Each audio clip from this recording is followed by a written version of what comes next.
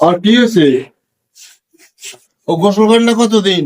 গোসল তো করে না, 7 দিন ধরে গোসল করে না, একভাবে শুয়ে রয়েছে, খালি কাঁপে। আর এইভাবে নিয়ে পানি থেকে চুবাই নিয়ে এসো, তাহলে জ্বর হেরে যাবো। তাই নাকি? হ্যাঁ। Oh my god. তাহলে আপনি একটু দাঁড়ান, ওই ছোট ভাইয়ের ডাক্তার এসে নেওয়ার মানে ডাক্তার নিয়ে চালু করে এসো, ঠিক মতো চুবাই নেয়। উঠে শালা তোর